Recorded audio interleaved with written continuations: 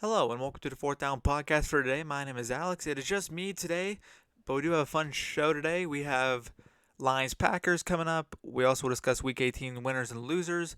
Um, if you're new to the show, for those we picked two winners and two losers of the weekend, and we'll be talking about the coaching market around the league as a couple teams are now open for a head coach, and a little preview of the early playoffs as we get into the 2023 NFL postseason. But we'll start with the Lions Packers. Big night for Green Bay, win and end scenario. Could have been win and end scenario for Lions, but the Seattle Seahawks won their game against the Rams a couple hours before kickoff. So the Green Bay Packers were heading to this game with a 4-game win streak, going in with an 8-8 record. They had all the momentum in the world, and all they had to do was defeat the Detroit Lions, which they also had a good underdog story. They started 1-6. And they're 8-8 also.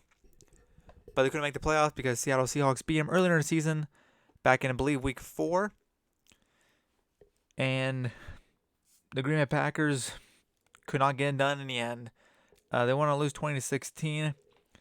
But I think the biggest takeaway when you talk about this Green Bay Packers team in last night's game was just the pure undisciplined matter.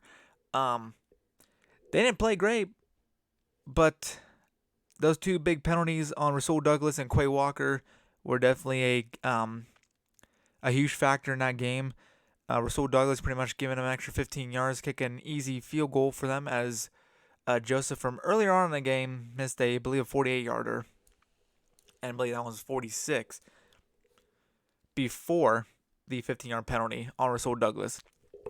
So that penalty right before the end of the half gave Detroit an extra 3 points. The Quay Walker incident, which you can't do that in the NFL. Now you can't just do that. Period. Regardless. Players. They'll get in these arguments and they'll have a little bit of fight between players, but personnel and medical staff on the field. Quay Walker gave him a little shove. He was ejected for the second time this season. That's just unacceptable football. Gotta be smarter than that. Quay Walker did apologize to the Detroit Lions and everyone else. He's a good football player, and he'll definitely get better. He'll definitely, improve on that. But in the meantime, that was just an uncalled for scenario right there. Did not need to push a guy like that. And I think those two penalties were some of the big reason why the Green Bay Packers lost that game. A lot of people will be focusing on Matt LaFleur too. The 4th and inches call on their own 30. A little bit of a jet sweep to Alan Lazard. Did not work. The quote-unquote Aaron Rodgers Chill Alaska play did not work. And I know a lot of people were expecting Christian Watson to get that football, but it was Alan Lazard, who's not as fast as Watson. Got the football in the end around, but could not get the first down. So, where do you go from here? If you're the Green Bay Packers, you're now 8-9 on the season. Well, your season's over. Let's get with that real quick. Your season's over. You're 8-9 now. You're third place in the NFC North to finish the year, and now you go in the offseason with lots of uncertainty. You start with Aaron Rodgers. Been the big talk for the past couple years. Where will Aaron Rodgers go? Will he retire? Will he not retire? If he comes back next season, he'll get a paycheck of like $53.1 million. This source was brought to you by Packers Twitter, but I forget who asked the question, but they asked if he would come back for the money, and Rodgers said pretty much no. So Aaron won't come back for the money. And everybody likes to speculate and give their thoughts and opinions. Their emotions are high. Your season just ended, and Aaron Rodgers even told the guys, "I'm gonna take a little bit of a break after tonight. Think about my decision. Think about what to do next, and we'll go from there." Obviously, before the free agency period begins, which that'll be mid-March. But who knows? Aaron Rodgers tried to do a little hero ball near the end of the game. threw a deep ball to Christian Watson, intercepted by Joseph. Had another ball that was intercepted. I believe it was Joseph again on that deep throw to Aaron Jones, but that was called back for hands to the face on a defense, so that was a little bit of a break for Green Bay. But like I said back before, what do you do? You're 8-9. You have a quarterback who it's been a while since we've seen a season like this from Aaron Rodgers. Obviously, the decision's up to him. They're not going to trade him. That's, I think, just a dumb decision by the Packers that they do trade him. Obviously, let the man make his own decision. He's either going to retire or going to play for the Packers. Now, Jordan Love's 5th-year option, they are going to seem like they're going to pick him up. So Jordan Love will probably be back for another year. We'll see. It's just hard to believe the Green Bay Packers season will come to an end this week rather than next week. But if Aaron Rodgers were to come back, you got to think about it this way. They got 2 promising rookie receivers who are emerging as good picks, really good draft picks. Christian Watson emerged as one of the top rookies in his class. Romeo Doubs had a tough break with, I believe, an ankle injury, but he made some strides this season too. Then you got A.J. Dillon, running back. Aaron Jones is uncertain with his future. I believe his contract is up, so they don't know if he's coming back. Mason Crosby's probably not coming back. Mercedes Lewis. Lazard. I think Lazard's schedule will be a free agent this season. So a lot of questions here and there with the Packers. And this is a big offseason for Green Bay. And they don't have a lot of cap space. That's a problem too. See, the Bears, as we'll talk about the Bears later on too, because I actually have them as a winner. The Bears are in prime position to compete like what the Lions did this season. They won't win the North next season. The Bears. But they'll be like Detroit Lions this season and compete for a playoff spot because they have the draft pick, number 1 overall, and they have the money. But one last thing for Green Bay before we get to that next topic. It'll be a tough season for off-season for Green Bay again, especially the main headline surrounding Aaron Rodgers. I expect him to make a decision probably by mid-February, to be honest. I don't think he's going to drag it this long. See, I think it hit different last season because they weren't sure what's going to happen with Devontae Adams. But I think this season we'll get a little bit of a quicker result than we did this last season. But again, big offseason for Green Bay. Where will Aaron Rodgers go? Will he stay? Will he retire? How will the Packers do with limited cap space? Any other big free agents might go? Will Aaron Jones walk? Who knows? But I will say one last thing. It was a hard fought game, a heartbreaking loss for the Packers. And I think Aaron Rodgers and the team, yes, they probably would have got steamrolled by the 49ers next round. But I think it would have been pretty nice to see, hey, what can Aaron Rodgers and this Packers team do in the playoffs? As they would have won 5 straight heading to San Francisco. That's all I can say for now. That's it for the first topic as we move or transition our way to the next topic, Week 18 winners and losers. As we mentioned many times, and if you're new to the show, we pick 2 winners and 2 losers. My winners, as mentioned too, I got the Bears as 1 winner, and I actually have the Detroit Lions as the 2nd winner. We'll start with the Lions before getting back to the Bears real quick. The Detroit Lions, they had nothing to play for. They knew they were eliminated.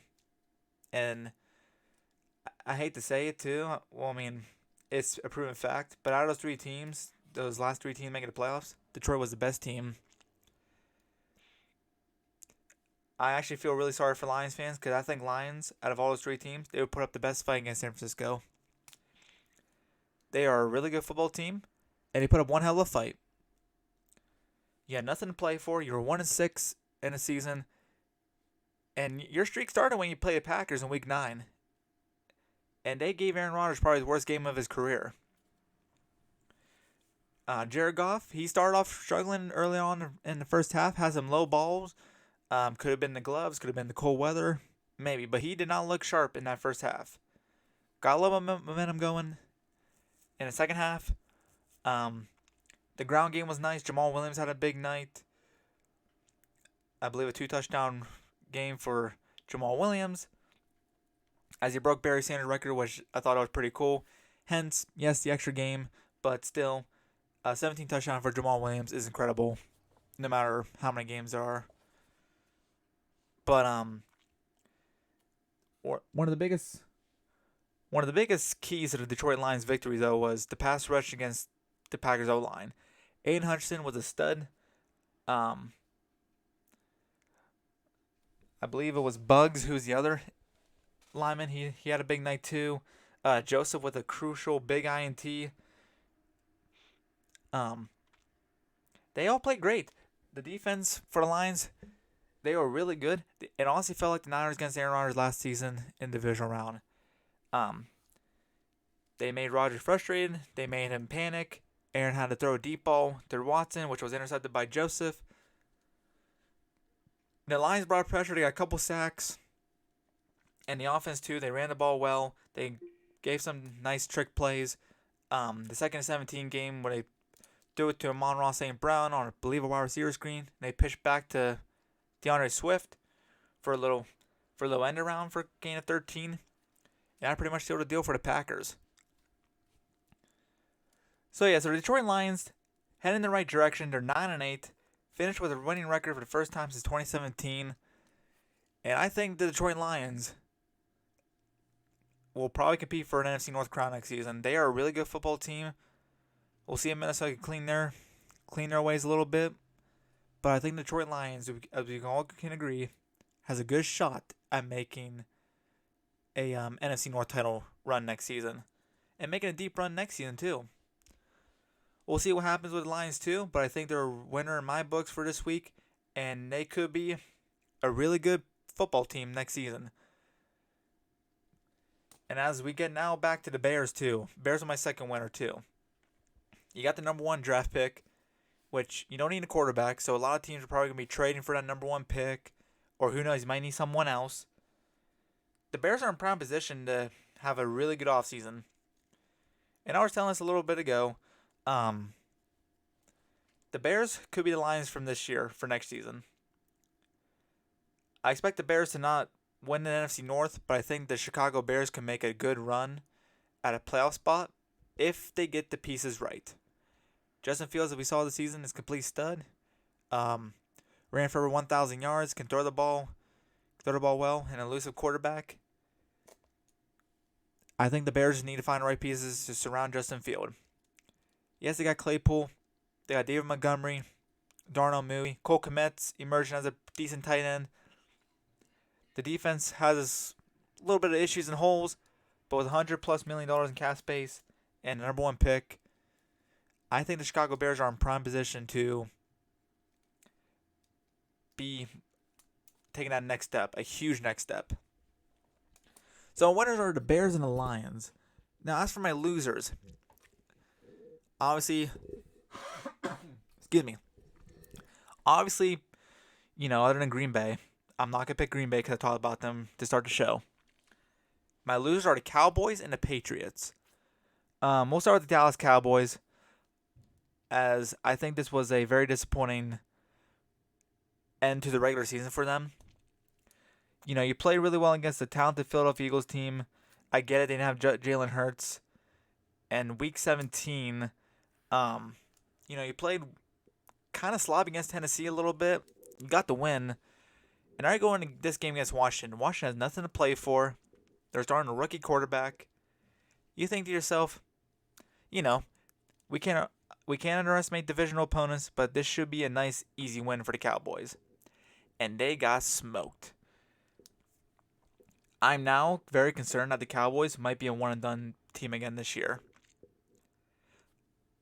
And I like Dallas too. I thought, I said at the beginning before the season started, and I think Dallas could take that next step with Mike McCarthy because they do have a talented team. But those mistakes got to stop. CeeDee Lamb's emerging as a good receiver. Ezekiel Elliott, Tony Pollard being like a great 1-2 punch. And the Cowboys defense, the talk about all season long, yeah, getting embarrassed by a rookie quarterback in his first start in a meaningless game. Well, for Washington, technically. No game's meaningless, but with nothing to play for. And now you got to go to Tampa Bay to take on the Buccaneers and Tom Brady, which, yeah, the Buccaneers struggle too, but who knows? We'll see what happens. But that's my first loser is the Dallas Cowboys. Second one, I got the New England Patriots. I thought New England played really well. It was hard picking a loser because other than the Cowboys and the Packers too, there wasn't really much like, hey, So I had to pick the Patriots pretty much. They played well, but when it came to crunch time, Buffalo just got the better of them. Buffalo started off with a kickoff return for a touchdown. Nyheim Hines had a big day. 2 kickoff returns. Special teams and crucial late turnovers by Mac Jones cost the Patriots a playoff berth. So, it's just hard when you get 2 kickoff returns for a touchdown, and especially when you're playing the Bills at Buffalo and you're trailing, because once Buffalo takes that lead, it's rare that teams come back and beat the Bills. So those are my winners and losers of Week 18. A little bit of recap. The winners are the Bears and the Lions, and the losers are the Cowboys and the Patriots. And when it comes to regular season coming to a close, meaning positions open up, it's that time of year. Teams fire the coaches, teams interview coaches, and they see if they can get their next right guy. 4 teams, I believe 4 teams currently looking for a position to head coach. The Texans, after they fired Lovie Smith last night. Colts, Broncos, and Panthers. And out of all 4 of them, you could say, a lot of people might say the Broncos be the best position to be a head coach. But I wouldn't overlook the Colts. I still think the Colts have a very talented roster. They're a really good head coach and obviously a quarterback away from taking them real far. I said at last year's podcast when Aaron Rodgers, I think if Aaron Rodgers were to get traded, not saying, none of this is meaningless, but the Colts have a well-rounded team, and I think they're prime position to win a lot of games, especially playing in the AFC South. But the Broncos and Colts, I believe, are the 2 best head coach candidates positions. Texans going to be hard. Texans really have nobody other than Brandon Cooks and Pierce. Pierce has emerged as as a really good back. But I think a head coach would take on that challenge and turn it around. There have been reports that Dan Quinn's going to interview with the Broncos. There's potential that Jim Harbaugh, if the position's right, might go interview with the Panthers. I think he's interviewing with Denver also. So we'll see. It's definitely going to be interesting, especially as we saw this year with Brian Daboll, Kevin O'Connell, those teams leading their guys to playoff berths after disappointing seasons last year. And I think when you evaluate a coach, obviously can he call the right plays? But more than that, it's not what he does on the field, it's what he does off the field. Brian Daboll has changed that culture in New York for the Giants. And I think they could make some noise in the playoffs too. A head coach with their personality is important. Like Mike Tomlin, not a losing season. I get he's getting criticized for not winning playoff games, but Mike Tomlin, great personality, great man. Outside of, like the head coach, personality-wise, Mike Tomlin's, caring for his players, reaching out to them. He's a great coach, too. Hell of a head coach. I think that's what comes to, like, teams like the Broncos, Colts, and all them. They won't look for that guy who could be, like, next, can be the next Mike Tomlin. Not only the next Bill Belichick or Sean McVay, but, like, next Mike Tomlin. next, whatever. It's great to have a real successful head coach on the field, but having a great personality off the field helps too. I mean, you saw with Urban Myers and that fiasco down in Jacksonville last year. They were losing because Urban Meyer was not that good of a coach. He wasn't that good of a man too outside the head coach position. But if I were to predict which coaches go where, I would love to see if Jim Harbaugh were to leave Michigan, that he might stay in Michigan. I think Jim Harbaugh would be a great fit at Denver.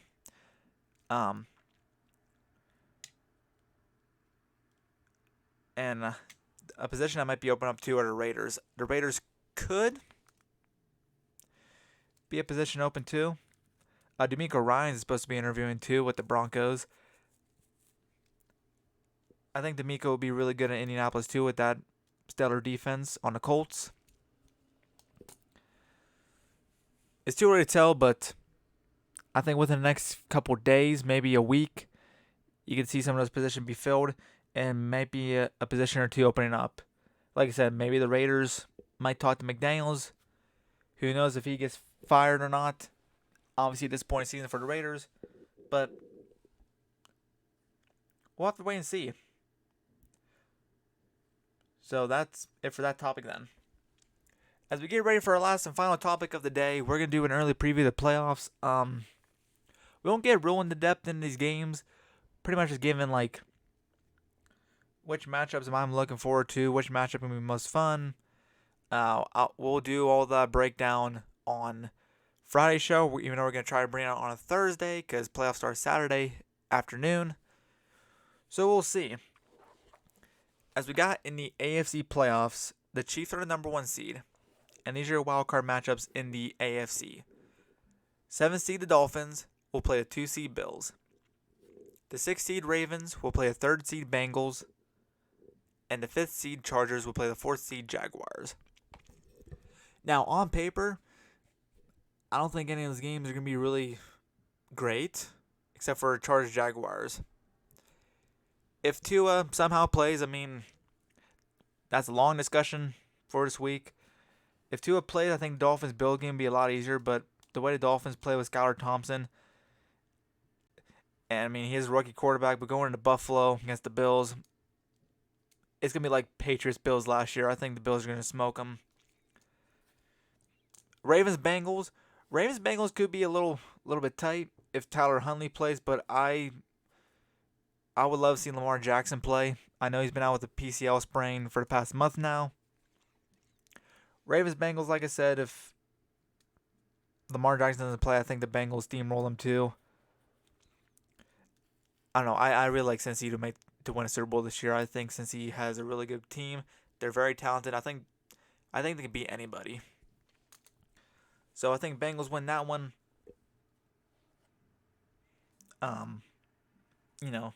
If Lamar Jackson doesn't play. And last but not least, Chargers Jaguars. That should be an interesting and fun game to watch, in my personal opinion.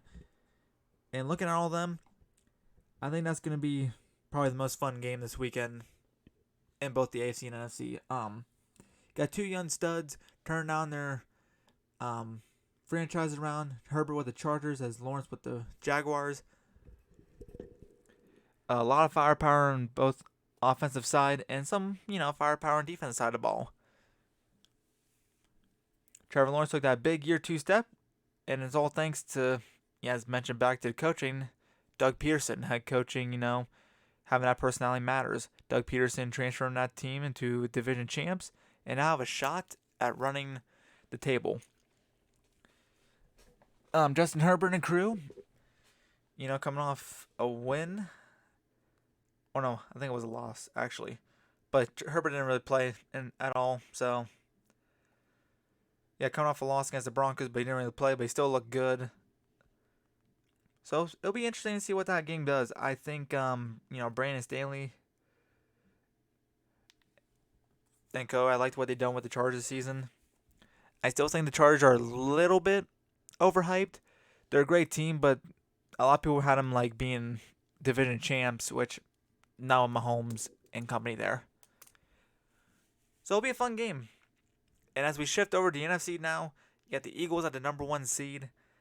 The 7 seed Seahawks will take on the 2 seed Niners.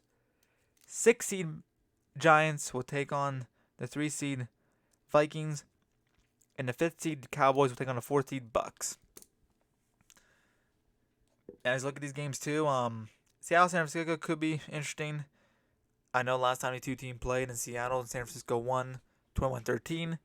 Giants Vikings will probably could be on upset alert too. Last time the two teams played, the Vikings won on a last second field goal from 63 yards. And the Cowboys and Bucks, that could be a really fun game, or that could be a really sloppy game, as both teams have not been looking sharp as of recent. But yeah, out of all these matchups, especially on Wild Card Weekend, I think the best games are going to be Giants, Vikings, and Chargers, Jaguars. I think Dallas, Tampa Bay is going to be a low-scoring, maybe sloppy game. I just have a funny feeling because usually when those two teams play, it's usually either high-scoring or a little bit sloppy. I know last time they played was a little sloppy, 19-3 game. But the Chargers and Jaguars, I think that could be a really interesting game. Two teams, kind of little like, which team will take that next step. And whoever wins this game will get their first playoff win for the quarterback position. So I think that's all we got for now. So yeah. It was a fun show today. The regular season is over. We go on to the playoffs. Friday show, we'll pretty much be breaking down the playoffs, getting ready for Wild Card Weekend. We'll give our Super Bowl predictions too. I said in the week 1, I said Ravens Buccaneers Super Bowl. That dream is still alive. I kind of hope the Bucs don't. I kind of hope now the Bucs don't make it, because 8-9, he don't know, but you can't ever count on Tom Brady. But as always, thank you for listening to the 4th Down Podcast. I'm your host Alex, and be sure to like, comment, subscribe.